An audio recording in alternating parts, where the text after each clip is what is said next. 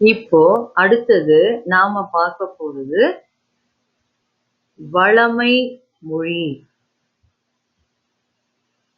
தமிழ் வளமை மிக்க மொழி. வளமைனா என்ன? செழுமை, செழிப்பான மொழி அப்படின்னு சொல்றாங்க. தொல்காப்பியம், நன்னூல் உள்ளிட்ட இலக்கண நூல்கள் மிகுந்தது தமிழ் மொழி. எட்டுத்தொகை, பத்துப்பாட்டு ஆகிய சங்க இலக்கியங்களை கொண்டது. திருக்குறள், நாலடியார் முதலிய அறநூல்கள் பலவும் நிறைந்தது. சிலப்பதிகாரம், மணிமேகலை முதலிய காப்பியங்களை கொண்டது. இவ்வாறு இலக்கிய இலக்கண வளம் நிறைந்தது தமிழ் மொழி. வளமை மிக்க மொழி, செழுமையான மொழி அப்படின்னு நான் சொன்னேன். வளமைனா என்னன்னு அர்த்தம்? செழுமைனா என்ன அர்த்தம்? செழிப்பா இருக்கு, வளமா இருக்குன்னா நல்லா ஓகே. ஒரு உதாரணத்துக்கு ஒரு பணக்காரன் அவன் அப்படின்னு சொல்றீங்க. பணக்காரங்கிறது எதனால சொல்வீங்க? அவன்கிட்ட பணம் இருக்கும், அவன்கிட்ட சொந்த பங்களா இருக்கும், கார் இருக்கும், வேலை செய்ய ஆட்கள் வச்சிருப்பாங்க, வீட்டை சுத்தி மரம் செடி கொடின்னு நல்லா செழிப்பா இருப்பான். அது பார்த்ததும் பணக்காரன்னு சொல்லி நம்ம சொல்றோம். அந்த மாதிரிதான் வளமையான செழுமையான நம் தமிழ் மொழி. அதுங்கிறதுக்கு என்னென்ன வளம் நம்ம கிட்ட இருக்கு? இலக்கண நூல்கள்.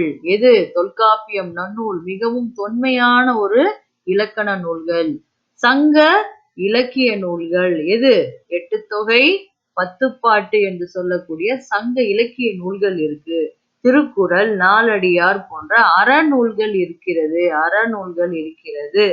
சிலப்பதிகார, மணிமேகலை என்கிற காப்பியங்கள் இருக்கிறது. இதெல்லாம் வளங்களையும் கொண்டது நாம் தமிழ் மொழி. அதனாலதான் இதை வளமை மொழி அப்படின்னு சொல்றோம்.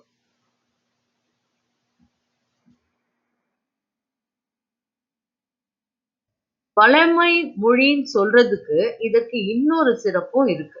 தமிழ் மொழி சொல் வளம் மிக்கது. சொல் வளம், வார்த்தைகள், தமிழில் வார்த்தைகள் இல்லாத வார்த்தைகளே கிடையாது. 3 லட்சத்துக்கும் மேற்பட்ட வார்த்தைகள் தமிழில் இருக்கிறது. ஒரு பொருளின் பல நிலைகளுக்கும் வெவ்வேறு பெயர் சூட்டுவது தமிழ் மொழியின் சிறப்பாகும். நிலைகள், ஸ்டேஜஸ், லெவல் அப்படின்னு சொல்லலாம். இங்க ஒரு படம் பாக்குறீங்க. இது என்னது? உங்க புக்ல 10வது பக்கத்தை பாத்தீங்கன்னா இது போல ஒரு படம் நீங்க பாப்பீங்க. பூவின் 7 நிலைகளுக்கும் தோன்றுவது முதல் உதிர்வது வரை தனி பெயர்கள் தமிழில் உண்டு. என்னென்ன கொடுத்திருக்காங்க? முதல்ல அரும்பு, அப்புறம் மொட்டு, அடுத்தது முகை, அடுத்த ஸ்டேஜ் என்னது? மலர், அலர், வீ, செம்மர். இது என்னது? முதல்ல தோன்றும் ஸ்டேஜ் அரும்பு, அதுக்கப்புறம் மொட்டுன்ற பட்டு வருது, அதுக்கப்புறம் முதல்ல 2 பட்டல் மட்டும் விரியும், அடுத்தது மலர் விரிஞ்சது, அடுத்தது முழுவதுமாக மலர்ந்த ஒரு பூவாக தெரிகிறது. அதன் பிறகு ஓரளவுக்கு வாடுகிறது, அடுத்து காஞ்சு கீழே விழுகிறது. இந்த 7 நிலைகளுக்கும் தமிழ்ல பெயர்கள் சூட்டி இருக்கிறார்கள். அந்த அளவுக்கு சொல்வளம் மிக்கது நம் தமிழ் மொழி. ஓர் எழுத்தே ஒரு சொல்லாகி பொருள் தருவதும் உண்டு. ஒன் லெட்டர் வேர்டு நீங்க இங்கிலீஷ்ல படிச்சிருப்பீங்க இல்லையா? அதுதான் ஒரு எழுத்து ஒரு சொல். தமிழ்ல என்னென்ன? வா, போ, தா, தை, பை, கை, இதெல்லாம் ஒரு லெட்டர் வார்த்தைகள், ஒரு சொல் வார்த்தைகள், ஒரு எழுத்து வார்த்தைகள். இந்த ஒரு எழுத்து வார்த்தைகள் தமிழ்ல 42 இருக்கிறது. இதெல்லாம் நீங்க தெரிஞ்சுக்கணும். ஒரு சொல் பல பொருள்களை குறித்து வருவதும் உண்டு. சான்றாக ஒரே சொல்லு பல பொருள்களை குறித்து வருவதும் உண்டு. ஒரு எழுத்து சொல் ஒரு பொருளை தருவதும் உண்டு. ரெண்டுமே தமிழ் மொழியில இருக்கிறது. சான்றாக மா என்னும் சொல் மரம், விலங்கு, பெரிய, திருமகள், அழகு, அறிவு, அளவு, அழைத்தல், துகள், மேன்மை, வயல், வண்டு போன்ற பல பொருள்களை தருகிறது. ஒரு சொல், ஆனா அதுக்கு எத்தனை வார்த்தை இருக்கு பாருங்க. 1, 2, 3, 4, 5, 6, 7, 8, 9, 10, 11, 12 வார்த்தைகள். அந்த ஒரு சொல்லுக்கு இத்தனை மீனிங் இருக்கிறது இல்லையா? அததான் இங்க சொல்லியிருக்காங்க. அந்த அளவுக்கு வளமையான சொல் வளம் மிக்கது நம் தமிழ் மொழி. அடுத்ததாக நாம பார்க்க போறது வளர் மொழி. வளர்ந்து வருகின்ற மொழி நம் தமிழ் மொழி. ஓலைச்சுவடியில் ஆரம்பித்த நம்ம மொழி எழுத்து வடிவம் பெற்று இன்னமும் நாம அதை வளர்ந்து போற்றி இன்னும் வளர்ந்து கொண்டே வருகிறது. தமிழுக்கு முத்தமிழ் என்னும் சிறப்பு பெயரும் உண்டு. முத்தமிழ்னா என்ன? 3 தமிழ் அப்படின்னு அர்த்தம். என்ன அந்த 3 தமிழ்? இயல் தமிழ், எண்ணத்தை வெளிப்படுத்தும், நம் எண்ணங்களை இயல்பாக நம்ம மனசுல நினைச்சத பேசுறோம் இல்லையா, அது இயல் தமிழ். இசைத்தமிழ் என்னது? பாட்டுக்கு உரிய இலக்கணத்தை கொண்டது. நம்ம பாட்டு கேட்ட உடனே ஒரு சந்தோஷத்தை கொடுக்குது இல்லையா, அதுதான் இசைத்தமிழ். நாடகத்தமிழ், நாடகம் நம்ம மனசுல தோன்றுவதை நடித்து காட்டுவது, போல செய்தல் அப்படிங்கிற மாதிரி நடித்து காட்டுவது நாடகத்தமிழ். இதை நம் உணர்வில் கலந்து வாழ்வை நல்வழிப்படுத்தும். சோ முத்தமிழ்ல என்னென்ன இருக்கு? இயல் தமிழ், இசைத்தமிழ், நாடகத்தமிழ்.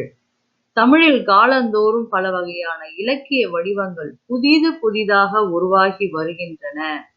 துளிப்பா, புதுக்கவிதை, கவிதை, செய்யுள் போன்ற தமிழ் கவிதை வடிவங்கள், கட்டுரை, புதினம், சிறுகதை போன்றன உரைநடை வடிவங்கள்.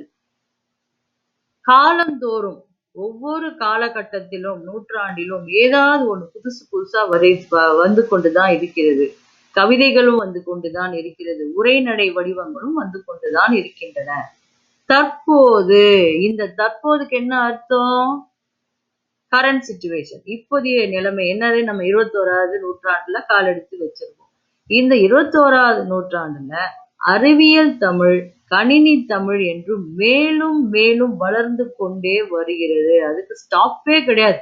தமிழ் மொழி வளர்ந்து கொண்டே வருகிறது. இங்க நீங்க என்ன புதுசா தெரிஞ்சுக்க போறீங்க? இதெல்லாம் உங்க மரங்களின் பெயர்கள். இந்த மரத்துக்கு என்ன இலைகள்? இப்போ படிச்சோம் இல்லையா, ஒரு சொல் பல வார்த்தைகள் இருக்குன்னு. அதுதான் அதற்கு சான்றாக இதெல்லாம் கொடுத்திருக்காங்கன்னு கூட சொல்லலாம். இதெல்லாம் மரங்களின் பெயர். இந்த எல்லா மரத்துக்கும் ஆலமரம், அரச மரம், மாமரம், பலாமரம், வாழை மரம், அதனுடைய இலைன்னு தான் சொல்லுவோம். அகத்தி மரம், பசலை மரம், முருங்கை மரத்துல அதனுடைய இலைன்னு சொல்ல மாட்டோம், கீரைன்னு சொல்லுவோம். அந்த மாதிரி அரகு கோரைய புல், நெல் வரக தாள், மல்லி தழை, சப்பாத்தி கள்ளி தாழை மடல், கரும்பு நாணல், தோகை, பனை, தென்னை, ஓலை, கமுகு, கூந்தல். கமுகு என்பது பாக்குத்தோட்டம். இதெல்லாம் என்னது? தாவரங்களின் பெயர்கள். இந்த தாவரங்களின் இலைகளுக்கு இது போல ஒவ்வொரு பேரு சூட்டியிருக்காங்க. இது எல்லாமே அர்த்தம் என்னது? இலைகள் தான். இத நீங்க தெரிஞ்சுக்கணும். புதுமை மொழி. புதுமை மொழின்னு ஏன் தமிழ் மொழிய சொல்லியிருக்காங்க? இந்த காலகட்டத்துல நாம இந்த 21ஆம் நூற்றாண்டுல கணினியை ஒரு சிறப்பான இடத்தை பெற்றிருக்கிறது. அந்த அறிவியல் தொழில்நுட்பத்திற்கு ஏற்ப தமிழில் புதிய வார்த்தைகள் வந்திருக்கின. அப்படிதான், அதற்காக தான் புதுமை மொழி, புதிதாக தோன்றியவைகளுக்கும் மொழி இங்கு இருக்கு அப்படிங்கறத சொல்லப்பட்டிருக்கு. இன்றைய அறிவியல் தொழில்நுட்ப வளர்ச்சிக்கு ஏற்ப தமிழில் புதிய கலை சொற்கள் உருவாகி வருகின்றன. இணையம், முகநூல், புலனம், குரல் தேடல், தேடுபொறி, செயலி, தொடுதிரை முதலிய சொற்களை இதற்கு எடுத்துக்காட்டாக கூறலாம். இதெல்லாம் என்னது? இப்போதைய கணினி உலகத்துக்கு கொண்டு வரப்பட்ட வார்த்தைகள். இன்டர்நெட்டு, முகநூல்னா என்ன? பேஸ்புக். இணையம்னா என்னது? இங்கே இருக்கு பாருங்க, இன்டர்நெட்டு. முகநூல்னா பேஸ்புக், புலனம்னா வாட்ஸ்அப், அந்த மாதிரி. குரல் தேடல் என்னன்னு சொல்வீங்க இங்கிலீஷ்ல? Voice search. தேடு பொறி, சர்ச் இன்ஜின். செயலி, ப்ராசஸர். தொடுதிரை, டச் ஸ்கிரீன். இதெல்லாம் இன்றைய கணினி உலகத்துல பயன்படுத்துகிற வார்த்தைகளுக்கு இணையான தமிழ் சொற்களை நாங்க இங்க எடுத்துக்காட்டா கொடுத்திருக்காங்க. சமூக ஊடகங்களான செய்தித்தாள், தொலைக்காட்சி, நியூஸ் பேப்பர், டெலிவிஷன் ஆகியவற்றிலும் பயன்படத்தக்க மொழியாகவும் விளங்குகிறது தமிழ் மொழி.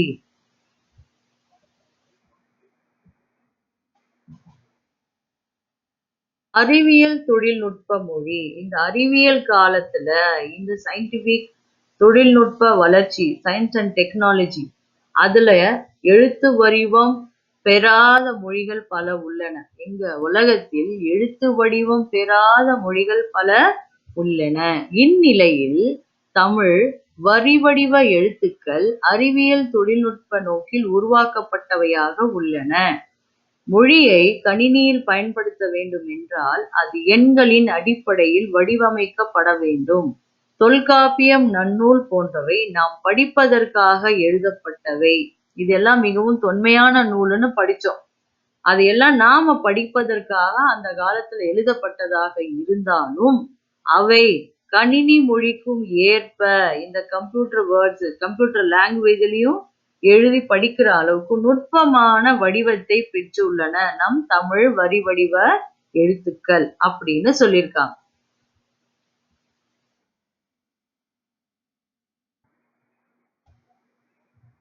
முடிவுரை. கடைசியா கிளைமேக்ஸுக்கு வந்துட்டோம். இந்த பாடம் முடிக்கிறதுக்கு கடைசியா வந்திருக்கும்.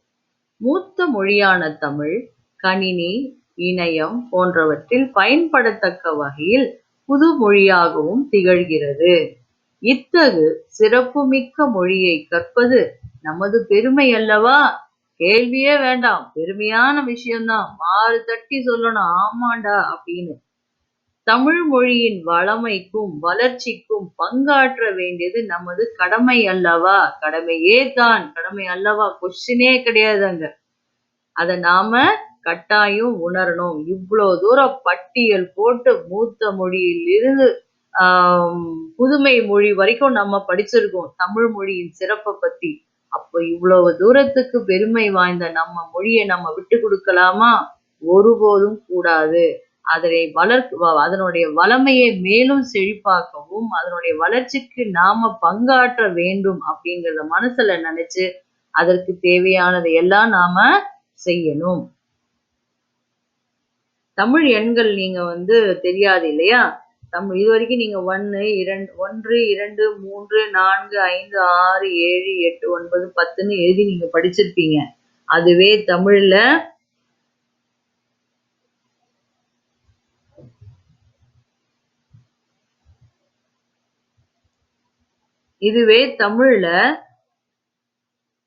க, உ, ங பாதியிலே நிக்குது. ச, சா அப்படின்னு 5ன்னா ரூன்னு போட்டிருக்கு.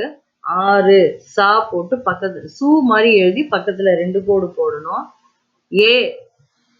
7ன்னா ஏ, 8ன்னா ஆ, 9ன்னா பூ உடைய பாதி, 10ன்னா 1 உடைய கா போட்டு அந்த சைபரை பக்கத்துல எழுதணும், 0த்தை பக்கத்துல எழுதணும். இதுதான் 1, 2, 3 நம்ம தமிழ்ல எழுதும் முறை. இதை நீங்க தெரிஞ்சுக்கணும். இதை பரீட்சையில உங்களை கேட்கலாம். உங்களுடைய பிறந்த நாளை தமிழ் எண்களில் எழுதுக அப்படின்னு கேட்டா உங்களுக்கு எழுத தெரியணும். அதனால இந்த எண்களை நீங்க தெரிஞ்சுக்கோங்க. எப்படி இருந்தது நம்ம பாடம்? வளர்த்தமிழ், வளர்கின்ற தமிழ், வளரும் தமிழ் அப்படின்னு சொன்னேன். வளர்ந்து கொண்டே வரும் தமிழ். அதனால சூப்பரான இந்த பாடத்தை நம்ம படிச்சதுல நம்ம எல்லாருக்கும் பெருமை. பிளஸ் இதை நம்ம எப்படி கொண்டு போனோம், அதோட வளர்ச்சி பாதைக்கு நாம இட்டு சொல்லணும் அப்படின்னு சொல்லி இந்த பாடத்தை நாம முடிக்கிறோம். உங்களுடைய கடமையை நீங்க செய்யணும். அடுத்ததா உங்களுடைய பாடப்பகுதியில புக்ல நீங்க பாத்தீங்கன்னா 13வது பக்கத்துல உங்களுக்கு பயிற்சிகள்லாம் கொடுத்திருக்காங்க. இதுல பாருங்க, தமிழ் பேசத் தெரியாத குடும்பத்தினர் உங்கள் பக்கத்து வீட்டில் உள்ளனர். அவர்களுக்கு நீங்கள் கற்றுத்தர விரும்பும் 10 தமிழ் சொற்களை பட்டியலிடுகன்னு சொல்லியிருக்காங்க. 10 வார்த்தையாவது அட்லீஸ்ட் நீங்க அவங்களுக்கு என்ன சொல்லி தரணும்னு நினைக்கிறீங்களோ அதை நீங்க உங்க நோட் புக்ல எழுதணும். இது ஒரு ஹோம்ஒர்க்காவே நீங்க எழுதுங்க. அடுத்தது உங்களுக்காக ஒரு இன்டர்னல் ஆக்டிவிட்டியும் கொடுத்துருக்கோம். தமிழில் வாழ்த்துக்களை கூறுவது. இங்க பிறந்த நாள் வாழ்த்துக்கள் கொடுத்திருக்காங்க. கவிஞர் அறிவுமதி எழுதியதை உங்களுக்கு எடுத்துக்காட்டா கொடுத்திருக்காங்க. நீங்க அது போல ஒரு 5 வாழ்த்துக்களை தமிழில் எழுதுற மாதிரி உங்களுக்கு இன்டர்னல் ஆக்டிவிட்டி இருக்கு. அதனால அதையும் நீங்க செய்யணும். அடுத்தது உங்களுக்கு எக்ஸசைசஸ் புக்கில் கொடுத்துருக்காங்க. இதெல்லாம் பென்சில் கொண்டு உங்க புக்கில் நீங்களே ஆன்சர் கண்டுபிடிச்சு எழுதுங்க. இதுவும் உங்களுக்கு எக்ஸசைசஸ் தான். இது எல்லாமே உங்க புக்கிலேயே நீங்க பண்ணுங்க. இது பேஜ் 14ல கொடுக்கப்பட்டிருக்கு. அடுத்து உங்களுக்கு குறுவினா, சிறுவினா, சிந்தனை வினாக்களுடைய ஆன்சர்ஸ் எல்லாத்தையும் வெப்சைட்ல நாங்க போடுவோம். அத உங்க நோட் புக்ல நீங்க பார்த்து தப்பில்லாம எழுதணும்.